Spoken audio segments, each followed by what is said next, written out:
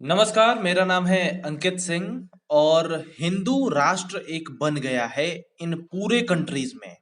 अब वो कहाँ पे बना है? उसका नाम है कैलासा। ठीक है। और एक भारत के संत ने बनाया है उसको। लेकिन वो संत जो है भारत के, उन पे बहुत सारे आरोप हैं। ठीक है। लेकिन वो जो राष्ट्र बनाए हैं, एक देश बनाए हैं, उनका कहना है कि वो सिर्फ और सिर्फ हिंदू राष्ट्र है और वो जैसे भी हिंदू परंपरा होगी उसी के अकॉर्डिंग चलेगा। पूरा समीकरण क्या है? और क्या आप भी कोई देश बना सकते हो जैसे कि उन्होंने बनाया है? क्या उन्हें यूएन से मान्यता प्राप्त है? हालांकि एक और न्यूज आ रही है कि जो कैलासा के प्रतिनिधि हैं वो यूएन में जाके बैठे, आप देख रहे होंगे ये स्त्री को, ये प्रतिनिधित्व कर रही हैं यूएन में कैलासा का। समझे? कैलासा का प्रतिनिधित्व यूएन में होने लगा, अमेरिका में होने लगा। यानी कि ये देश पूरे विश्व में चर्चा में आ गया है। आखिर क्या है सब कुछ? पहले हम जानते हैं जो संत ने बनाया है उसके बारे में। ठीक है। तो वो देखो, उसका नाम है नित्यानंद। भारत का भगोड़ा घोषित हुआ है ये शख्स जो है, जो संत है अपने आप को कहता है। बट इस पे कई तरीके के जो भी अपराध हैं उनकी धाराएं लगी हुई हैं। यहां तक कि भारत में नित्यानंद पर बच्चों के रेप और अपहरण सहित कई बड़े मामले इन पे हैं। जब लगा इनको कि भारत में अब जेल में जाएंगे, तो ये भाग करके चले गए। अब ये बाहर देश कैसे बना लिए, तो ये भी मैं बताता हूं। साउथ अमेरिका में कई द्वीप देश ऐसे हैं जहां आइलैंड खरीदा जा सकता है, खरीद करके। आमतौर पर रईस, बिजनेसमैन या फिर ऐसा करते हैं और टापू को हॉलिडे स्पॉट की तरह यूज करते हैं। मान लो बहुत अमीर अमीर हैं, करोड़ों अरबों रुपए रखे हैं, एक टापू ही खरीद लिए, वहां पे जाके अपना पार्टी शार्टी या फिर जो भी होता है ना, बड़े लोग बड़े शौक, तो वो टापू ही खरीद लेते हैं। ऐसा ही नित्यानंद ने करा है। एक टापू, एक आइलैंड को, ठीक है, आइलैंड की कीमतें लोकेशन के हिसाब से तय होती हैं।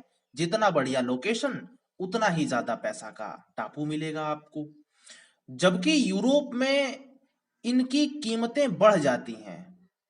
बहामास और फ्रेंच पोलिनेशिया जैसे इलाकों में आइलैंड खरीदना आसान नहीं है। मतलब कहने का पूरा मतलब यह है कि आप आइलैंड खरीद सकते हो अगर आपके पास पैसे हैं तो। हाँ, सस्ता महंगा टापू है, वो डिपेंड अपॉन लोकेशन की, लोकेशन कैसी है उसके जरिए मिल जाता है। अब देखो, मैंने एक बात बोली थी ना कि यूएन में, यहां पे देखो ये लिखा हुआ है, बैठक में खुद को विजया प्रिया नित्यानंद कहने वाली महिला कैलासा का प्रतिनिधित्व किया। उसने खुद को CESCR, committee on economic, social and cultural rights की बैठक में खुद को राजदूत बताया। मतलब ये जो विजया प्रिया है, नित्यानंद जो भी है, ये अपने आप को कहती है, संबोधित करती है, ये महिला कैलासा की ओर से यूएन में प्रतिनिधित्व की है। और इसका बकायदा जो यूएन के साइट्स हैं उस पर वीडियो भी अपलोड किया गया है यूएन के द्वारा। ठीक है।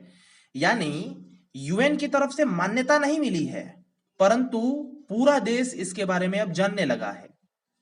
यहां पर दावा यह किया जा रहा है कि वहां का पासपोर्ट भी हो गया है। मतलब हर एक चीज जो सेक्टर्स में होता है ना कि एक देश का होना चाहिए, वो है इस, ये नित्यानंद का जो भी है। ठीक है। अभी तो देश नहीं कह सकते, बट हाँ, देखो, यूएन में शामिल होने के लिए, यूएन से मान्यता प्राप्त करने के लिए बहुत सारी चीजें होती हैं जो कि कंट्री को फॉलो करनी पड़ती हैं। और उसमें एक मुख्य चीज होती है कि आपको देश बनाना है तो आपकी बाउंड्री क्या है, ये आपको पता होना चाहिए। और भी बहुत सारे तरह के पेच होते हैं जिसको कि बताना होता है। आपको ये भी यूएन में बताना होता कि आप देश क्यों बना रहे हो, या फिर देश बना रहे हो तो वो दुनिया के लिए कैसे अच्छा है, या फिर बहुत बहुत तरीके के होते हैं। यूएन में इतनी आसानी से नहीं मिल जाता मान्यता, क्योंकि बहुत तरीके से देखते हैं। ठीक है। और फिर जाके कहीं मिलता है। बहुत सारे देश जूझते भी रहते हैं, आज तक जूझ रहे हैं, बट हाँ, मान्यता नहीं मिली है। वैसे ये कैलासा है, और आपको ओवरऑल सब कुछ पता चली गया होगा। वैसे ये कैलासा नित्यानंद का भगोड़ा जो है, मतलब भारत का भगोड़ा नित्यानंद है, उन्होंने बनाया है। अब क्या है क्या नहीं, सब कुछ आपको पता चल गया होगा।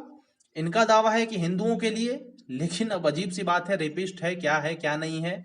आप लोग और गूगल करिए, आप पता करिए, हमारे कमेंट सेक्शन में भी बताइए इनके बारे में जो भी है।